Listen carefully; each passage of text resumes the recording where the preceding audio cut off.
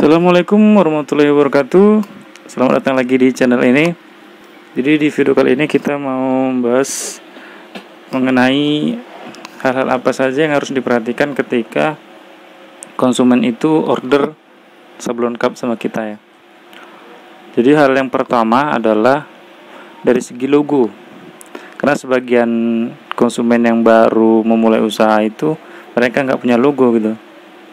Di situ repotnya nanti kita desainnya. Jadi kalau bisa ya, desain itu memang harus benar-benar jelas. Misalkan ada gambar-gambar apa gitu, tulisan apa. Karena tulisan yang kita anggap bagus ya, fontnya itu ya, jenis font yang kita anggap bagus belum tentu bagus di mata mereka itu. Nanti kita buat, katanya disuruh ganti font lagi, udah ganti font yang lagi. Jadi kalau bisa ketika mereka ada tulisan gitu ya, kita bilang aja ini tulisannya Latin atau tulisan biasa gitu ya. Karena kalau tulisan Latin ya udah tinggal kita buat aja Latin. Biasanya mereka nggak ada komplain lagi. Ataupun kalau tulisan biasa ya kita buat tulisan biasa. Jadi itu harus jelas juga. Kemudian ada gambar-gambar ya, setiap logo biasanya ada gambar-gambar. Misalkan gambar kopi atau gambar teh atau apa. Kalau bisa kita searching dulu aja.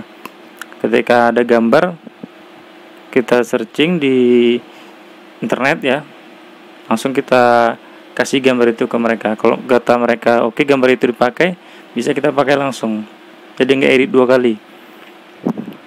Kemudian cara yang lain lagi bisa menggunakan coretan. Ini biasa aku pakai. Desain mereka yang bagi pemula kan belum punya sama sekali desain, jadi ya minta tolong sama mereka konsumen untuk mendesain. Kayak berupa coretannya di kertas gitu kan. Pakai pena, dicoret-coret di kertas, baru difoto, kirim ke WA kita. Nanti kita tinggal bantu desainkan seperti apa gitu. Itu yang pertama yang harus diperhatikan. Yang kedua adalah dari segi pembayaran. Sebisa mungkin pembayaran untuk cash ya. Jadi kalau cash, barang itu kan udah selesai gitu aja. Kalau nggak bisa juga paling nggak DP lah. Dan DP ini bebas ya, kita mau berapa. Tapi sebisa mungkin bisa menutup dari modal yang kita keluarkan DP ini. Misalkan kita DP-nya 60% ya. Udah tutup modal sama udah untung sedikit ya. Jadi kalau misalkan ada konsumen yang nggak ngambil barang itu, kita juga nggak rugi gitu. Kita udah balik modal, udah juga untung sedikit. Walaupun sedikit jadilah daripada nggak sama sekali. Karena ada sebagian pelanggan yang kayak gitu, udah order, udah ditransfer 60%, dan sampai sekarang nggak ada kabar, nggak ada ngambil, nggak ada WA, nelpon, nggak ada sama sekali. Di WA kita WA mereka ngomongnya nanti dulu, sampai sekarang nggak ada juga kan.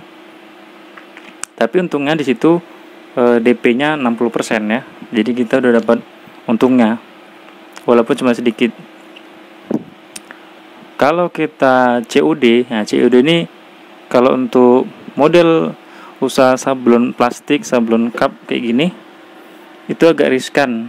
Karena COD ini barang itu udah jadi, sampai di sana mereka bayar kalau sudah sampai.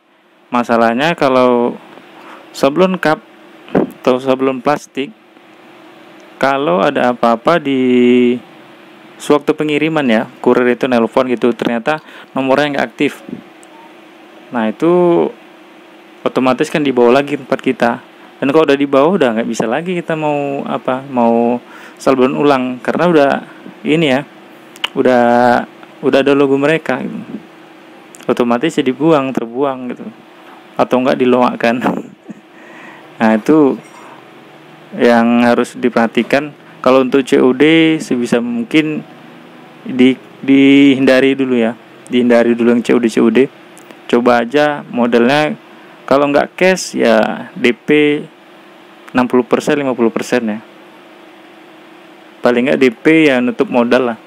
Atau kalau mau dapat untung sedikit, bisa juga. Oke, mungkin hanya itu kira-kira yang harus diperhatikan ketika kita membuka usaha sablon cup ataupun sablon plastik yang berbahan plastik lah. Yang semuanya sebenarnya usaha sama aja ya, bisa pakai cara seperti itu. Oke, mungkin itu, semoga bermanfaat. Sampai jumpa di video selanjutnya.